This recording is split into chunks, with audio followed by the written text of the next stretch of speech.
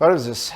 Մինչ մենք տարված էինք եւ տարված ենք հունիսի 7-ին Հայաստանում կայացած խորհրդարանական համապետական ընտրությունների հետ ընտրական այս թեժ իրավիճակներով,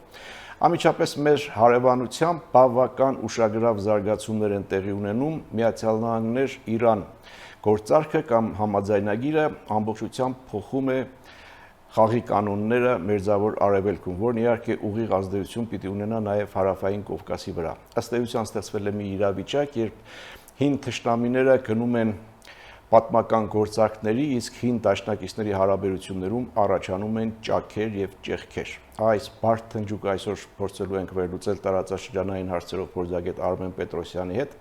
Սա հազար զրույց է Free News-ի եթերում, որտեղ համադրվում են փաստերը, կարծիքները, գնահատականները եւ կանխատեսումները։ Բարև ձեզ։ Բարև ձեզ։ Համաձայն եք իմ դիտարկումների հետ։ Շատ դուրս եկավ ձեր պատկերավոր ներկայացումը։ Եվ այսպես Մերձավոր Արևելք, Միացյալ Նահանգներ եւ Իրան ինչպես հաջողվեց հասնել այս համաձայնության, այս գործարքին, երբեմն ասում են պատմական գործարքին։ Նախ եւ առաջ կարծում եմ, քանի դեռ վերջնական համաձայնագիրը չի ստորագրվել, իսկ մենք գիտենք, որ գործարքը երկփուլ պետք է լիներ։ Քանի դեռ վերջնական փաստաթուղթը չկա, դեռևս վստահաբար խոսել, որ հարաբերությունները վերջնական կարգավորում են, այնքան էլ ճիշտ չի լինի, հաշվի առնելով այն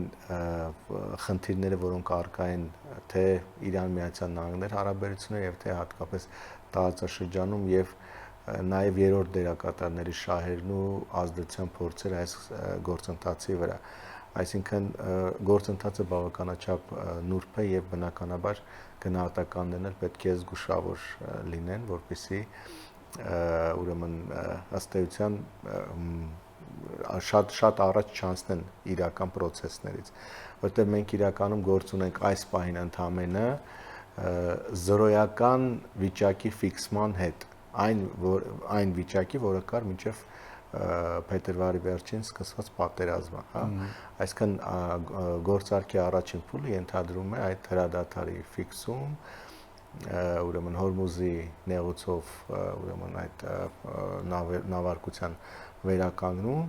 եւ շրջափակման վերացում եւ հրադադարի ֆիքսում միաժամանակ մի քանի ուրեմն հակամարտային գոտիներում, որը շատ հակասական է, օրինակ հատկապես Լիբանանի տարածքում հրադադարի հարցը, Լիբանանին կգանք եւ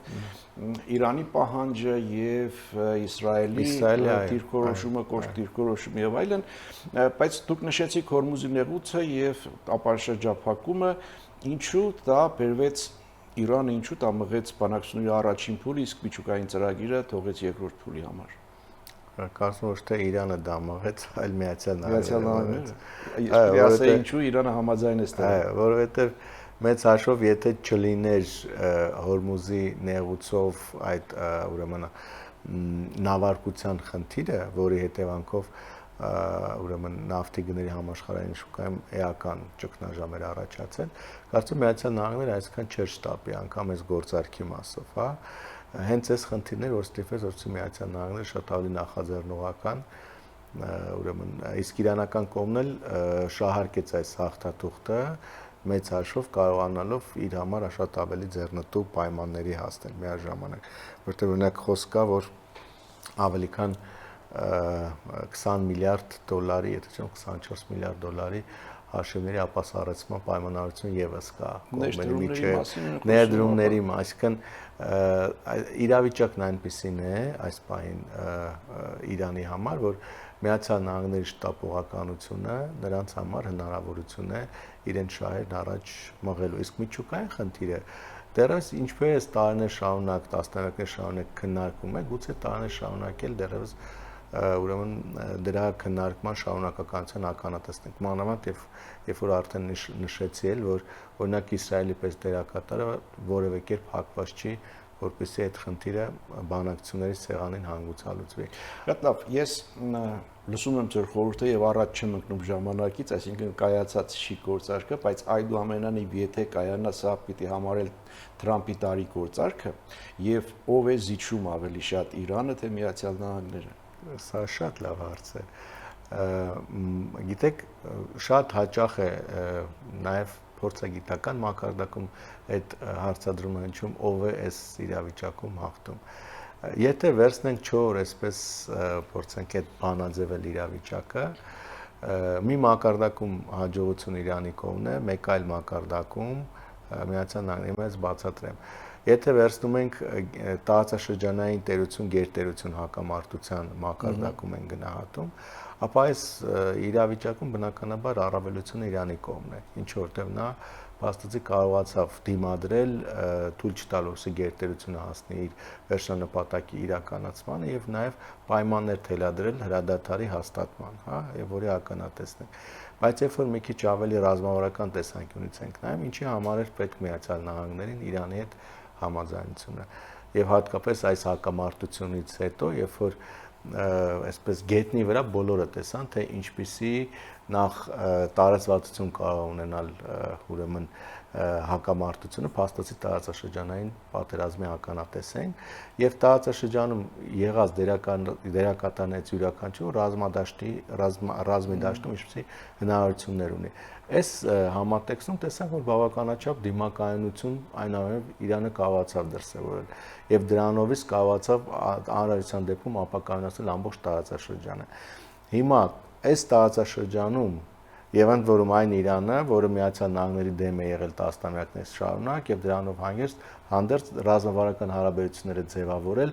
Միացյալ Նահանգների աշխարհական հակառակորդների հետ, տվյալ դեպքում Չինաստանի, Ռուսաստանի հետ։ Հիմա եթե Միացյալ Նահանգները կարողանում է պայմանավորվել Իրանի հետ, նախ նա ամբողջ տարածաշրջանում արդեն կարողանում է կառավարել իրավիճակը մեկ, մյուս կողմից նա կարողանում է թույլատրել Չինաստանի եւ ուրեմն Ռուսաստանի ազդեցությունը մերձավոր արևելքի վրա Իրանի միջոցով եւ այս կարևոր տարածաշրջանը ամբողջովին վերցնում է իր կառավարելիության ներքո։ Այնպես որ եթե կարողանում է պայմանավորվել Իրանի հետ, հարցեր կան, որոնք իհարկե կպայմանավորվեն կամ արդեն պայմանավորվել են։ Մենք խոսեցինք առաջին, երկրորդ փուլի մասին, երկրորդ փուլում միջուկային ծրագիրներ, Միացյալ Նահանգները հայտարարում է, որ Իրանը երբեք չի ունենալու միջուկային զենք։ Ինչպես կարող է Միացյալ Նահանգները երաշխավորել, որ Իրանը երբեք չունենա միջուկային զենք։ Դե տեսեք, Իսրայելն էլ դրա համար չի հավատում բանակցություններին։ Եվ եթե հիշում եք 2015 թվականին այդ միջուկային գործարքը խափանվեց նաև այն պատճառով, որ Իսրայելը եւ տարածաշրջանում մի քանի գործընկերներ, այդ թվում օրինակ Սաուդյան Արաբիան, Արաբական Միացյալ Էմիրությունները եւ այլն, դեմ հանդես եկան այդ գործարքին եւ ի վերջո նրանց ճնշմամբ, հատկապես Իսրայելի ճնշմամբ Միացյալ Նահանգները գործարքից դուրս եկավ եւ ուրեմն իրավիճակը տեղափոխվեց արդեն հակամարտային հարթություն։ Հիմա Իսրայելը շարունակում է պնդել, որ հնարավոր չէ հավատալ կամ ինչ որ միջազգային սահմանափակումներով հասնել նրան, որ Իրանը միջուկային զենք չունենա։ Միացյալ Նահանգները կարծում է, որ այնուամենայնիվ օրինակ նույն ատոմային էներգիայի միջազգային ատոմային ՄԱԳԱՏԷ-ի ուրեմն դերակատարման միջոցով իրենք կարողանան զսպել Իրանի ուրեմն միջուկային զենքի ձեռքբերման գործընթացը։ Դրան գումարած Միացյալ Նահանգները այնուամենայնիվ կարծում է, որ հնարավորություններ կան նաև երկու մակարդակում եւս որոշակի լծակներ ունենալ այս ոլորտը անընդհատ մշտադիտարկելու։ Եվ մյուս կողմից այնուամենայնիվ Միացյալ Նահանգներն էլ կարծում են, որ Իրանի իշխանություններին է պետք, որ այս գործարքը կայանա եւ տասնամյակներ շարունակ այս սահմանափակումները, որոնք խեղդել են երկիրը ըստեյության, դրանք վերանան եւ դրանով իսկ վարչակարգ կարողանա նաեւ իր արժեվ երկրի ներսում առաջացած խնդիրները լուծել։ Հետեւաբար պայմանավորել մի բան, բայց անել մի բան, դա կնշանակի կրակի հետ խաղալ, որը իհարկե կունենա անկանխատեսելի հետևանքներ։ Իսկն Իրանին պետք է, Միացյալ Նահանգներին պետք է, Իսրայելին պետք չէ։ Այո, այս ընթացքում Թրամփը քննադատում է, պետք է նկատել բավական կոշտ քննադատում է Նեթանյահուին, սա ինչ է նշանակում ռազմավարական խզում, ռազմավարական ապուհարզան։ Մենք շատ ենք շտապում, ընդ որում ասեմ, որ նման իրավիճակ շատ ավելի լուրջ եղել էր էլի 2015-ից առաջ եւ դրանից հետո, անգամ Նեթանյահուն այն ժամանակ մեկնեց Միացյալ Նահանգներ, չտեսնված իրադարձություն տեղ ունեցավ եւ Միացյալ Նահանգների կոնգրեսում քննադատեց նախագահ Օբամային եւ նրա քաղաքականությունը, հայտարարել, որ նա դավաճանում է Իսրայել պետությանը։ Այսինքն նման փորձություններ եւ վայրովերումներ անգամ Բայդենի եւ Նեթանյահուի վարչակազմերի միջև էլ այսպեսի խնդիրներ կային։ Այնպես որ այս դաշնակցային հարաբերությունները բազմիցս նման փորձությունների միջով անցել են։ Հիմա էլ բարդ իրավիճակ է, ամբողջ խնդիրը գիտեք որն է, որ այո, Միացյալ Նահանգները իզորու է միայնակ որոշում կայացնել եւ իր շահերից բխող որոշում կայացնել, ընդ որում Տրամպի վարչակազմը։ Ճիշտ եք ասում, Միացյալ Նահանգները իզորու է միայնակ որոշում կայացնել, բայց Միացյալ Նահանգները կարող է որոշում կայացնել եւ ստիպել Իսրայելին, ասենք, դադարեցնել պատերազմը։ Ես գալիս եի դրան, տեսեք, երկրորդ մակարդակ կա նախ հերական լոբի ճնշումը,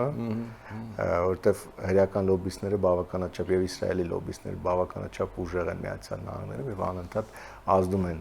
Վաշինգտոնի քաղաքականության վրա, այսինքն գուցե այս պահին Տրամպը մի բան պայմանավորվի Իրանի հետ, բայց իսրայելական լոբինգային աստիճան քարոզչություն իրականացնի, որ ինչ որ փուլի այս պայմանավորությունները կանգնեն, այսինքն այդ միջուկային գործարքը այդպես էլ չլինի, որի մասին ես արդեն նշեցի, այսինքն առաջին գործարքի առաջին փուլը կնքվի, բայց այն հատվածը, որը վերաբերում է Իրանի միջուկային ծրագրին, այդպես էլ միջուկային ծրագրի երկրորդ փուլում պիտի քննարկենք, սկսենք քննարկել։ Դրա համար է, այստեղ է իմ թերահավատությունը։ Եվ երկրորդ կարևոր հանգամանք արդեն ձեր նշածն է, այսինքն փորձը ցույց է տվել, որ օրինակ նայեք Բայդենի վարչակազմը ամբողջ 1 տարի 2024 թվականը ամբողջ փորձում էր դադարեցնել պատերազմը Գազայի հատվածում, այդպես էլ չկարողացավ։ Հիմա նույնն էլ ուրեմն այո, Տրամպի դեպքում նրանք Իրանի հետ պայմանավորում են, որ բոլոր ճակատներում հրադադարը նույն օրը Իսրայելը հարձակում է իրականացնում ուրեմն Լիբանանի դեմ եւ անգամ հարավային Լիբանանում աղարելի հատվածը վերահսկում եւ Նեթանյահուն հայտարարում որ այդ տարածքները չեն էլ վերադարձվելու։ Նման պայմաններում շատ բարդ է կանխատեսել։ Դուրից 20 ժամ անց արդեն Նեթանյահուն հայտարարություն։ Այո, այնպես որ շատ բարդ է եւ այստեղ կրկնում եմ, այստեղ շատ կարող է իրանցիների մոտեցում, այսինքն եթե նրանք էլ շատ լավ հասկանում են, այս նրբությունները այնքան հետաքրքիր է, հաճախ նաեւ մեր կոնֆլիկտի հետ եմ համատություններ տանում, այսինքն նրանք շատ լավ հասկանում որ զգայուն պա է իրանցիները, որ եւ Իսրայելի եւ Միացյալ Նահանգների այս տարածաշրջանում ամենաուժեղ դաշինքի երկու ներկայացուցիչների միջև լուրջ տարաձայնություններ կան։ Եթե իրանական կողմը շարունակում է առանձին բանակցություն եւ որոշ խնդիրների վրա աչք է փակում եւ այս գործարքը կայանում է, վստահաբար դա խորացնելու է ուրեմն հակասությունները Միացյալ Նահանգների եւ Իսրայելի միջև։ Իսա ձեռնտու է Իրանը, միանշանակ ձեռնտու է։ Այսինքն այստեղ խնդիրներ են, որոնք պետք է դրվեն կշերքի նժարի վրա։ Եվ կարծես թե գործընթացը տեսել գնում է, ասենք Նեթանյահուն հայտարարում է, որ Լիբանանի այդ բուֆերային կոտիներից դուրս չի գնալու, այո։ Եվ ավելին հայտարարում է, որ Գազայում, Լիբանանում, Սիրիայում էլի մնալու է։ Մնալու է։ Սա չի ուղիղ ձեռնոց չէ, ասենք, ուղիղ ձեռնոց է, Միացյալ Նահանգներին եւ այդպես է։ Իսրայելին դա մեկուսացման չի տանի։ Չեմ կարծում Իսրայելի մեկուսացման։ Բայց Միացյալ Նահանգների հետ որտեվ կրկնում Միացյալ Նահանգները այնուամենայնիվ եթե Իրանի հետ էլ պայմանավորվի, չի իրականացնի այնպիսի քայլեր, որոնք կարող են ուղիղ կերպով վնասեն կամ վտանգ հասցնեն Իսրայելի շահերին։ Այսինքն կա ինչ-որ սահման, որ Միացյալ Նահանգները չի հատի։ Շատ լավ հասկանալը, որ այս պահին գործ ունեն ընդհանրապես ծայրահեղական վարչակազմի հետ։ Մանավանդ արժևում էլ ընտրություններ են։ Եվ ես ձեզ ասեմ, կտեսնեք Միացյալ Նահանգների հարցը, աշնանը Իսրայելում ընտրություններ են։ Միացյալ Նահանգների Իսրայել հարաբերությունները դրանք ներքաղաքական եւ ընտրական գործընթացի առանցքային թեմաներից մեկն է լինելու, այսինքն Իսրայելի վարչապետի հակառակորդները մեղադրելու են նրան այդ ռազմավարական կարևորագույն հարաբերությունները ըստ էության ճգնաժամի մեջ հասցնելու հարցում, բոլոր այդ հայտարարված ճակատներում վերջնական լուծումներ չունենալու հարցում։ Այսինքն շատ լուրջ ներքաղաքական այսպես խնդիրների պատճառ կարող է դառնալ եւ եթե այնտեղ այնուամենայնիվ Նեթանյահուն չհաղթեցել, նոր իշխանությունը կարծում արդեն կընդունի Միացյալ Նահանգների դիրքորոշումը եւ միասնական ուղեկցով կշարունակեն։ Շատ լավ, անցնենք մեր զրույցի հաջորդ հատվածին, այս ամենի ազդեցությանը Հարավային Կովկասում եւ ինչպես է փոխում Իրանի շուրջ այս զարգացումները, Միացյալ Նահանգներ Իրան այս գործարքը, համաձայնագիրը հարավային Կովկասի քաղաքական քարտեզը ինչպես է փոխում եւ անվտանգային ճարտարապետությունը եւ կոմունիկացիաները փոքր դատարից հետո շարունակենք կվերադառնանք վարքյաններ անց։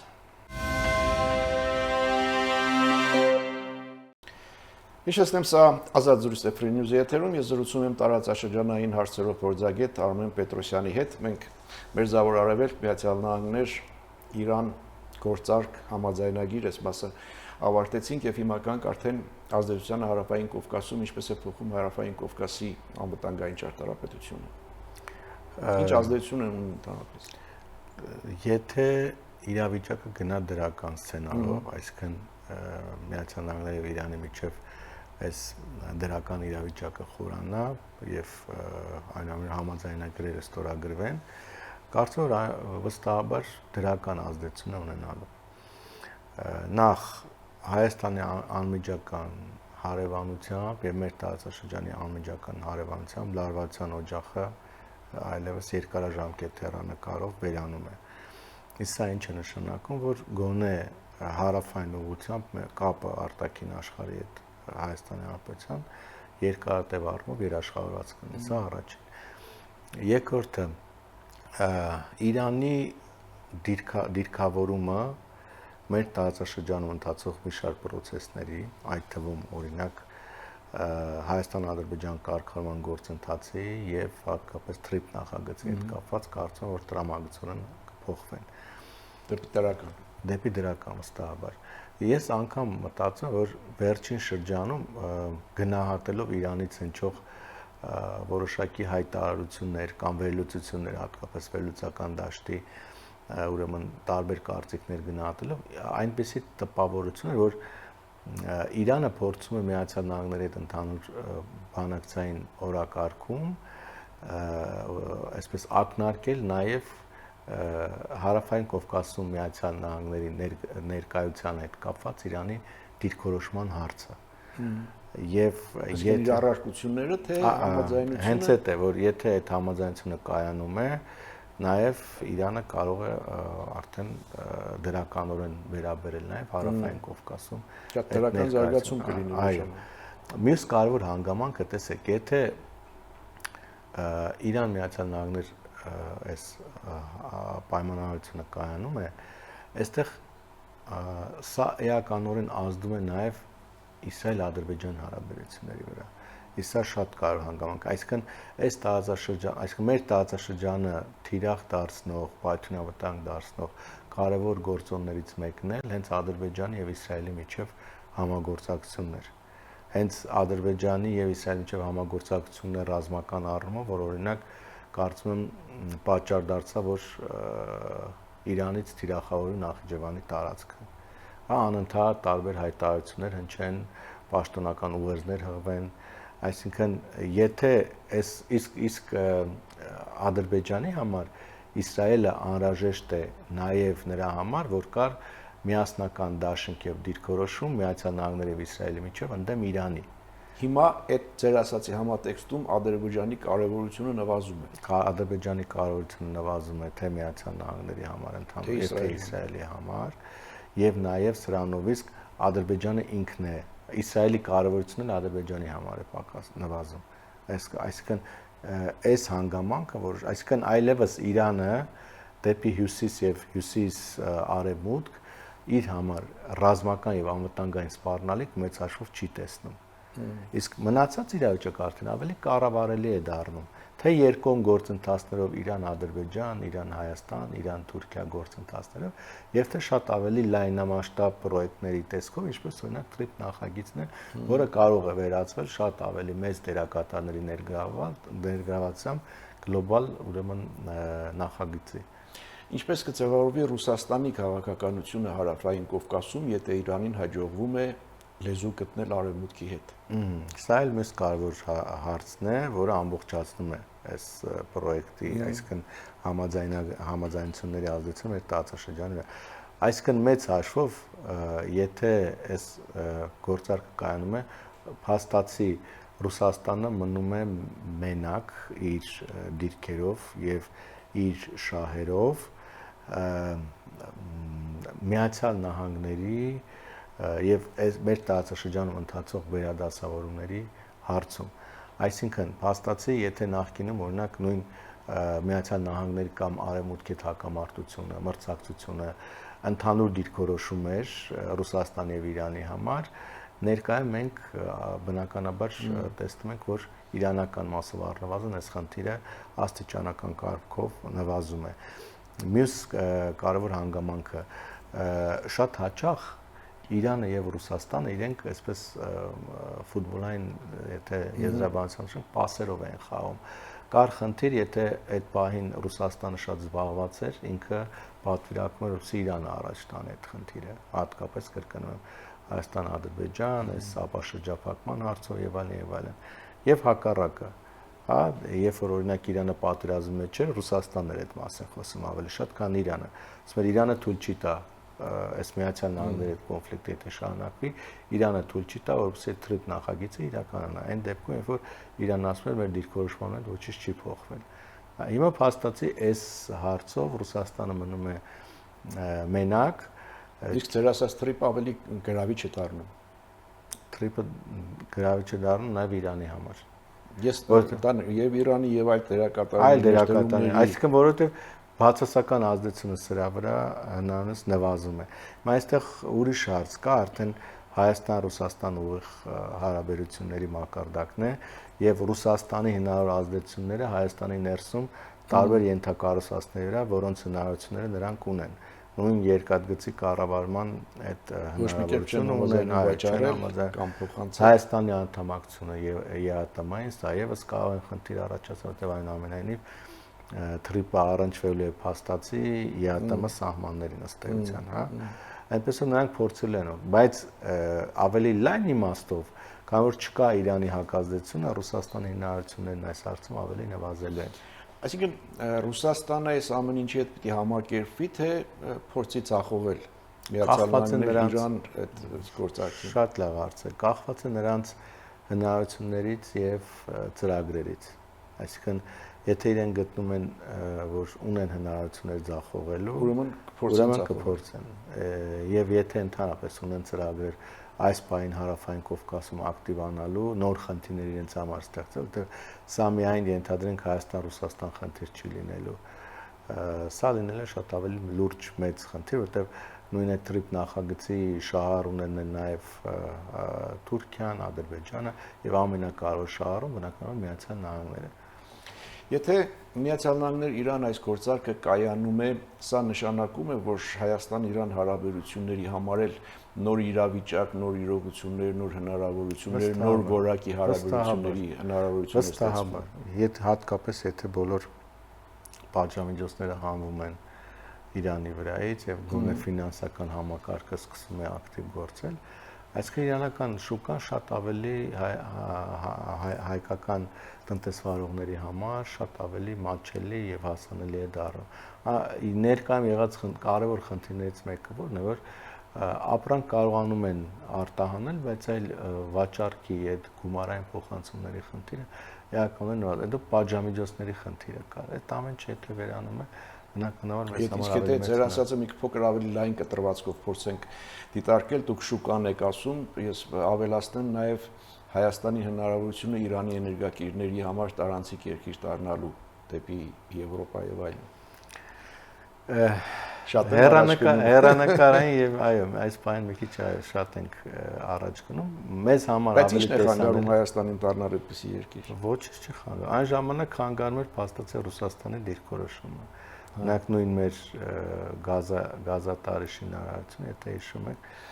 ինքը էականորեն նվազեցրեց դրա տրամաչափը, որի արդյունքում անգամ Հայաստանի պահանջները ամբողջովին չի կարողանա բավարարել, եթե դրա կարիքը լինի։ Հայաստան-Իրան երկաթուղու հետ կապված դե դա արդեն հնարավորություն եւ կարծում դրանով օգտվելու է դրանց, այսինքն եթե արդեն Իրանը ընդունեց թրիպ նախագծի, այսինքն իր այսպես ասեմ դրական վերաբերմունքը եւ նաեւ ընդունեց իրավիճակը այնպեսին որ ինչպեսին կա, կարծում փորձել են օգտվել իրավիճակից, իսկ այս իրավիճակից օգտվելու առաջնային ուղղություններից մեկը լինելու է արդեն Հայաստանի եւ Իրանի միջև ուղիղ երկաթուղային կապի ապահովումը եւ նաեւ Հայաստանի միջոցով Իրանի հայկական երկաթուղիների միջոցով եւ Հայաստանի տարածքով դեպի Սևծով Իրանի ելքի հնարավորությունը եւ ինչու ոչ նաեւ դեպի հյուսիս նաեւ Հայաստանի տարածքով դեպի Ռուսաստան։ Այնպես որ հնարավորությունից Իրանը փորձելու է օգտվել հնարավորությունից, այլ տարբերակ իրավիճակային առումով չի մնում, հակառակ դեպքում փաստացի գործընթացներից դուրս ես մնում։ Կարծում եք Հայաստանը պատրաստ է այսօր Իրանի հետ ճգնաժամային նոր հարաբերությունների, նոր որակի հարաբերություններին։ Կարծում Հայաստան միշտ է պատրաստ եղել դրան եւ ասեմ ավելին Հայաստանը միշտ հակված է եղել ամեն կերպ նպաստելու որպեսզի Իրանի շուրջ իրավիճակը ավելի կանխատեսելի դառնա եւ դրական միջավայր ձևավորվի, որտեվ կրկնում սա բազմապատկում էր հնարավորությունները այս շրջապատման մեջ գտնվելով, այս բազմաթիվ խնդիրներ ունենալով եւ գոնե իրանական ուղղությամբ ավելի վստահելի եւ երաշխավորված ելքը դեպի աշխարհ, երկկողմ հարաբերություններ եւ այլն, սա միանշանակ ավելի մեծացնել է մեր հարաբերությունները եւ կարծում ավելին Հայաստանը գուցե այս իրավիճակից օգտվելով ինքն էլ առաջանցիկ քայլեր փորձի անել, նպաստելով որպեսզի այս դրական միջավայրն ավելի խորանա։ Մեր զրույցի այս հատվածն փորձենք ամփոփել այս գործընթացի տրամաբանությունը, Միացյալ Նահանգներ Իրան համաձայնությունը բոլոր առումներով դրական է Հայաստանի համար։ Միանշանակ ամբողջ տարածաշրջանի եւ Հայաստանի համար։ Ամբողջ տարածաշրջանի եւ Հայաստանի համար։ Վրաստանը ինչպես է նայում այս ամենին։ Վրաստանի դիրքը, քանի որ Վրաստան իրեն հարաբերությունները այնքան էլ ակտիվ չեն եղել եւ որոշակի առումով Վրաստանը նաեւ խուսափել է այդ հարաբերությունները ակտիվացնել հաշվի առնելով Իրան-արևմուտք հարաբերությունները, չեմ կարծում որ Վրաստանը եւս բացարձակապես։ Բացարձակապես այստեղ Հայաստանի հնարավորություններն են մեծանում։ Դե տեսեք Հայաստանի հնարավորությունները մեծանում են, բայց այնուամենայնիվ որպես տարանցիկ ուղի առանց Վրաստանի այդ ճանապարհը չի։ Սա հավելյալ հնարավորություն է Վրաստանի համար միանշանակ։ Շատ լավ։ Հիմա անցնենք Հայաստանի ընտրություններ եւ Հայաստանի ընտրությունների տարածաշրջանային համատեքստը, հնարավորինս հակիրճ եթե հնարավոր է, ինչպիսին են ընկալումները Հայաստանի ընտրությունների արդյունքների տարածաշրջանային երկրներում։ Դե ընտրությունների հետ կապված բնականաբար այդ որոշակի անորոշությունը կար նաեւ տարածաշրջանում եւ տարբեր գործընթացներ պայմանավորված Հայաստանի ներընտրական process-ներով իհարկե արկախված վիճակում էին, դա պայմանավորված էր հատկապես իհարկե Ադրբեջան-Հայաստան կարգավորման գործընթացի առանձին բաղադրիչներով, որտեղ դրա հետ ուղիղ կերպով կապված է նաեւ Թուրքիա-Հայաստան կարգավորման գործընթացը, TRIP նախագծով, որը եւս որտեղ կամա թե ակամա այս առանցքային խնդիրները իրենք Հայաստանի ներքաղաքական օրակարգի եւ նաեւ ուրեմն ընտրական օրակարգի առանցքային թեմաներից են եւ քաղաքական երկու բևեռների միջև անգամ քաղաքական ուղեգծերի հետ կապված կային տարբեր ուրեմն մոտեցումներ, այսինքն process-ները տեղից չեն շարժում մինչև ընտրությունները, որտեղ ենթադրենք եթե հաղթում էր ընդդիմությունը, բարձր որ փոխփորձել են նրանք փոփոխություններ կատարել օրակարգերում։ Հիմա քանի որ արդեն կա հստակություն, կարծում եմ ըստ էության մենք ականատես կլինենք տարբեր ուղղություններով ավելի աշխուժացման, հատկապես խոսքը վերաբերում է Հայաստան-Ադրբեջան գործընթացի, անգամ Հաջիևի այսնել Հայաստան, կարծում եմ նաև խորհրդանշական առումով դա էր նշում, որ ուրեմն հնարավորինս արագ կարծես թե գործընթացը կարող է տեղից շարունակել իր ընթացքը։ Չեմ կարծում, որ շատ լուրջ էական փոփոխություններ կարող են արձանագրվել, բայց գոնե ասենք տնտեսական կամ երկկողմ հարաբերությունների այլ մակարդակում ոչ այնքան էական կարող են տեղաշարժել լինել։ Եվ նույնը վերաբերում է նաև Թուրքիայի հետ կապված։ Առանցքային հարցը, որ այս պահին շարունակում է մնալ որոշակի անորոշությամբ պատած, դա Հայաստան-Ռուսաստան հարաբերություններն են։ Դա էլ արդեն ընտրությունների արդյունքների վերջնական տեսնենք Ռուսաստանի հետ ինչ կլինի։ Հիմա առաջարկում եմ բլից հարցերի տարբերակ, խնդրում եմ պատասխանել արագ տեմպով, մեկ բառով, այո, ոչ կամ առավելագույնը մեկ նախադասությամբ։ Միացյալ Նահանգներ Իրան համաձայնագիրը Թրամփի անձնական հաղթանակն է, թե Միացյալ Նահանգների պետական համակարգի երկարաժամկետ հաշվարկը։ Երկուսին էլ, երկուսը միասին։ Առաջիկա 5 տարում Իրանը կդառնա միջուկային պետություն, թե այս գործարքը կկանգնեցնի այդ ընթացքը։ Գործարքի տրամաբանությունն է, որ Իրանը չդառնա միջուկային պետություն։ Իրանի հետ պատերազմի վտանգը վերջնականապես անցավ, թե սա ընդամենը ժամանակավոր տակտիկական դադար է մեծ խաղում։ Արդեն նշեցի, քանի դեռ վերջնական համաձայնություն չկա, բնականաբար վերջնական գնահատական տալել չի լինի։ Ով է այս գործարքի գլխավոր զոհը։ Երեք թե Նեթանյահու, եթե անձ վերցնենք Նեթանյահուն։ Նեթանյահուն կգնա Թրամփի հետ բացահայտ հակադրության, թե Իսրայելում վարչապետ կփոխվի։ Կախված է Նեթանյահուի նաև անձնական քաղաքական առաջնահերթությունը, այսինքն եթե վերընտրվելու համար իրեն պետք է անգամ Թրամփի հետ հակասությունը, նա կգնա դրան։ Թրամփի վարչակազմը պատժամիջոցներ կկիրառի Իսրայելի նկատմամբ, եթե Նեթանյահուն հրաժարվի դուրս գալ Լիբանանի փոփերային գոտուց։ Չեմ կարծում։ Ռուսաստանը կփորձի տապալել Վաշինգտոն-Թեհրան համաձայնագիրը կհամակերպվի, թե կհամակերպվի։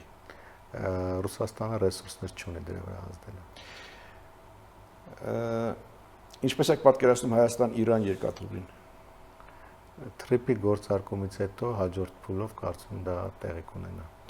Այս զարգացումները ինչ ազդեցություն կունենան հայ-վրացական հարաբերությունների վրա։ Ընդհանուր շահերը ավելի մեծ ազդեցություն կունենան փոխադարձաբար եւ կազդեն երկկողմ հարաբերությունների ավելի բազմազանեցման վրա։ Ադրբեջանը կստորագրի խաղաղության պայմանագիր մինչև տարեվերջ, թե կշարունակի ցկցկել գործընթացը։ Ավելի հակված են նրան, որ կշարունակի ցկցկել։ Ով է Հայաստանի ամենահուսալի դաշնակից այսօր տարածաշրջանում, Իրանը թե Վրաստանը։ Հայաստանը տարածաշրջանում եւ ընդհանրապես աշխարհում դաշնակիցներ չունի։ Եվ վերջին հարցը մեր զավոր արևելքի այս խաղում Հայաստանը ավելի շատ խաղացող է, թե խաղադաշտ, թե դիտորդ։ Փորձեր արում դարձնել խաղադաշտ, բայց այսպես շահեր ունեցող դիտորդ ավելի շատ։ Շնորհակալ եմ զրույցին։ Ես եմ շնորհակալ։ Հետևենք իրադարձությունների զարգացումներին, այսպեսին էր այսօրվա ազատ զրույցը, այսպեսին էր իրավիճակը մեր զավոր արևելքում եւ Հարավային Կովկասում Միացյալ Նահանգներ Իրան համաձայնագիրը կամ գործարքը կարող է նոր տարաշրջան բացել մեծ տարածաշրջանում։ Հայաստանի խնդիրն է այս ընթացքում ոչ միայն պահպանել ընտրություններից հետո հետընտրական կայունությունը, այլև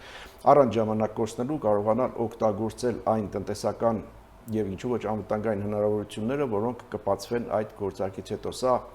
ազատ զրույցներ Free News-ի եթերում ես զրուցում էի տարածաշրջանային հարցերով փորձագետ Արմեն Պետրոսյանի հետ։ Շնորհակալություն, որ հետևում եք, լավ մնացեք, կհանդիպենք։